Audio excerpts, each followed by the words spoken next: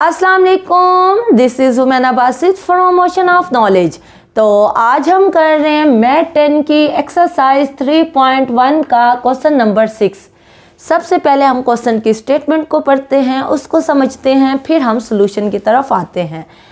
तो क्वेश्चन है, two numbers are in the ratio 5:8। दो नंबर्स हैं, उनके दरमियान जो रेशियो है वो 5 और 8 का है।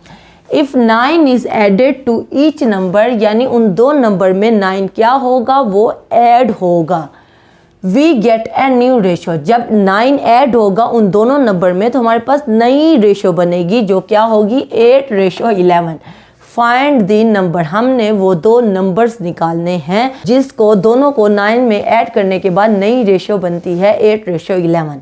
रेशियो हमारे पास 5:8 है। अब इसके साथ हमें x को मल्टीप्लाई करना पड़ेगा, तो हमारे पास जो रेशियो बनेगी 5x/8x। अब 5x/8x हो गया, क्योंकि हमने x निकालना है। तो जब भी हमने कुछ निकालना हो तो उसको हमेशा x या y सपोज करते हैं, ताकि फिर हम निकाल सके x या y की वैल्यू को। अब x को मल्टीप्लाई करने के बाद आगे वो कह रहा है, if 9 is added to each number. इन दोनों नंबर में क्या है, 9 ऐड हो रहा है, तो क्या हो जाएगा 5x + 9, और इस तरह भी 8x + 9 हो गया। We get a new ratio. जब 9 ऐड हो जाता है हमें एक नई रेशियो मिलती है, वो है 8:11। इसका मतलब है 5x + 9 8x + 9 बराबर है किसके, जो नई रेशियो बनी है वो बनी है 8:11। इस तरह की हमारे पास इक्वेशन बनी है। तो हमारे पास जो इक्वेशन बनेगी 5x + 9, पहली जो रेशियो थी 5:8, उसको x से मल्टीप्लाई करके 9 में ऐड कर दिया, तो क्या बन गई 8x + 9, और नई रेशियो हमारे पास क्या बनी, वो 8:11 बनी। अब आपको पता है रेशियो का मतलब डिवाइड करना होता है, तो 5x + 9 को हम डिवाइड कर देंगे 8x + 9 पे, इक्वल का साइन आएगा और 8/11 आ जाएगा। अब 11 मल्टीप्लाई होके बराबर के दूसरी तरफ ऊपर चला जाएगा, और ये नीचे डिवाइड हो रहा है, बराबर के दूसरी तरफ जाके ऊपर चला जाएगा, मल्टीप्लाई हो जाएगा। अब 11 इस तरफ आएगा, तो 11 मल्टीप्लाई हो रहा है 5x + 9 के। इस तरफ 8 पहले मौजूद है, 8x + 9 बराबर के दूसरी तरफ जाके ऊपर चले जाएंगे, मल्टीप्लाई हो जाएंगे। तो ब्रैकेट का मतलब मल्टीप्लाई ही होता है। तो 11 को पहले 5x से मल्टीप्लाई करेंगे, फिर 11 को 9 से, इस 8 को पहले 8x से, फिर 8 को 9 से।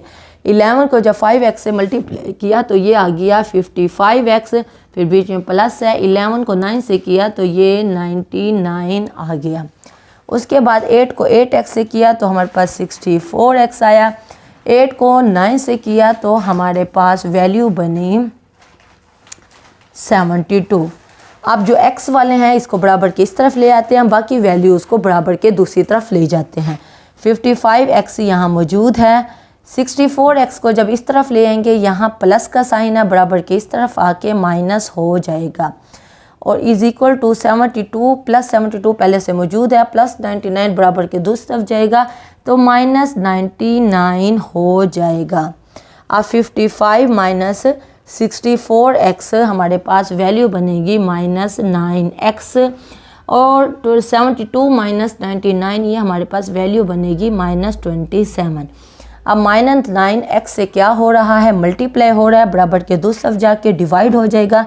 x की वैल्यू आएगी -27/-9, -9 बराबर के दूसरी तरफ चला गया, माइनस से कट जाएगा 9, और 27 भी कट जाएंगे, 9 3s are 27 होता है। तो यहाँ हमारे पास वैल्यू बन जाएगी x 3/1, 9 1s are 9। तो नीचे जब डिनोमिनेटर में 1 हो तो उसको लिखने की ज़रूरत नहीं होती, तो x की वैल्यू हमारे पास निकल आई 3। अब x की वैल्यू निकल आई। अब हमारे पास जो दो रेशो थे वो क्या थे, 5x और 8x।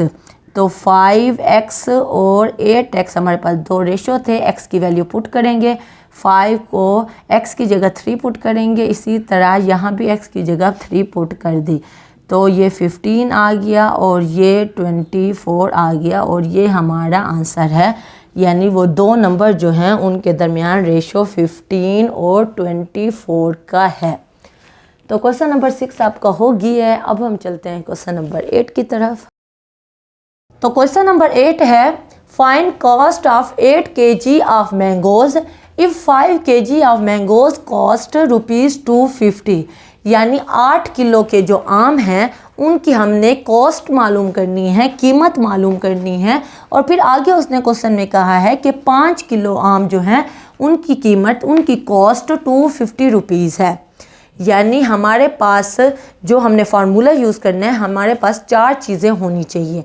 3 चीज़ें हमारे पास मौजूद है। एक क्या है, 5 किलो आम और कीमत उसकी कॉस्ट क्या है, ₹250। तीसरा 8 किलो आम, उसकी कीमत हमने मालूम करनी है, यानी ये हमने निकालना है। और 3 चीज़ें हमारे पास मौजूद हैं और जो चीज़ हमने निकालनी होती है उसको हम हमेशा x या y से सपोज करते हैं। तो हम लेट करते हैं, फ़र्ज़ करते हैं, let x be cost of 8 kg mangoes. यानी 8 किलो आम की जो कॉस्ट है वो हमने सपोज कर ली है कि वो x है। तो x वो पैसे हैं जो 8 किलो आम के हैं। तो अब हम इसको लिख लेते हैं प्रोपोर्शन फॉर्म में। इन प्रोपोर्शन फॉर्म, हम प्रोपोर्शन फॉर्म में इन चारों चीज़ों को लिख रहे हैं। तो पहला क्या है, 8 kg है, तो 8 kg और रेशो क्या है, वो 5 kg है। इसको 5 kg आ गया। प्रोपोर्शन किसको कहते हैं, ये जो डबल रेशियो होता है इसको प्रोपोर्शन कहते हैं।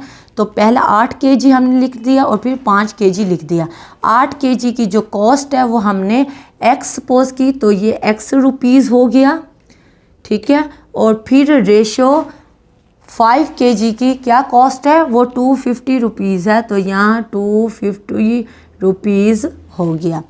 अब ये प्रोपोर्शन शक्ल में है। प्रोपोर्शन शक्ल में हमारे पास 4 चीज़ें होती हैं, हमने 4 चीज़ें लिखनी होती हैं क्योंकि 3 चीज़ें हमें गिवन थी और चौथी चीज़ हमने खुद से सपोज कर दी कि वो x है। यानी 8 kg की जो कॉस्ट है वो हमने सपोज की है कि वो x रुपीज़ है, तो हमने ये चारों चीज़ें लिख दी।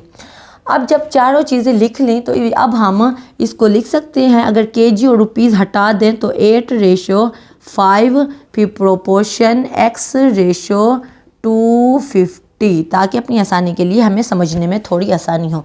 8 kg है, उसके पैसे पहले लिखे हैं, 5 kg है, उसके पैसे बाद में लिखे हैं। अब 8 रेशो 5 आ गया। अब हमने फार्मूला लगाना है, जब भी इस तरह की शक्ल हो तो हमने फार्मूला लगाना होता है प्रोडक्ट ऑफ एक्सट्रीम्स।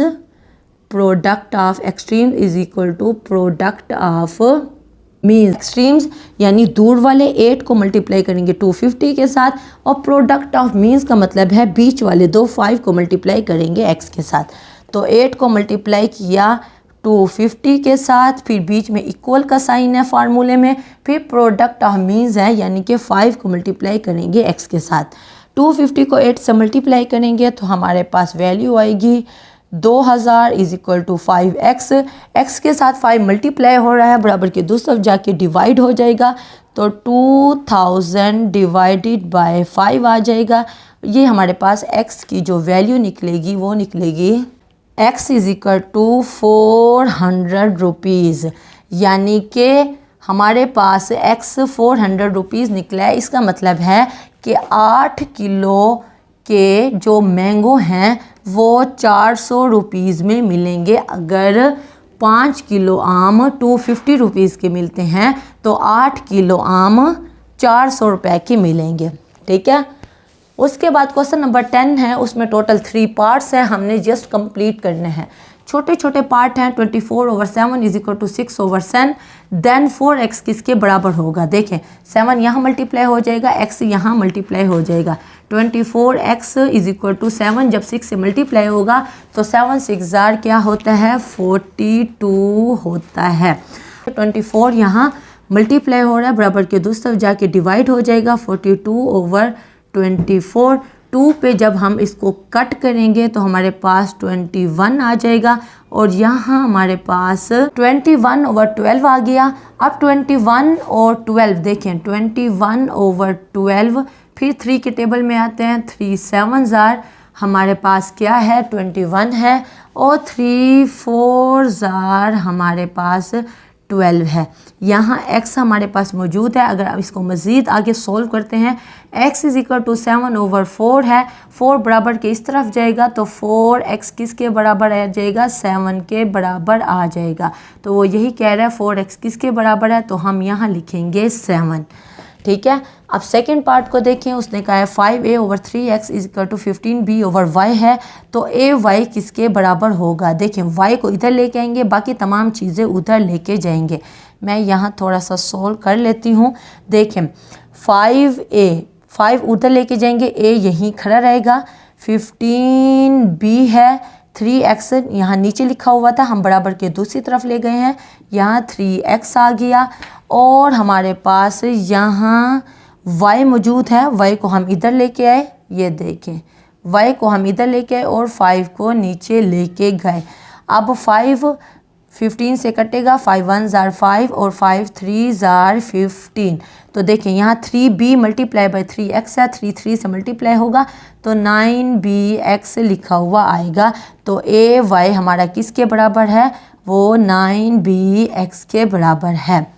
अब यहाँ हमारे पास 9pq/2lm = 18p/5m दिया हुआ है। 5q वो कह रहा है किसके बराबर है।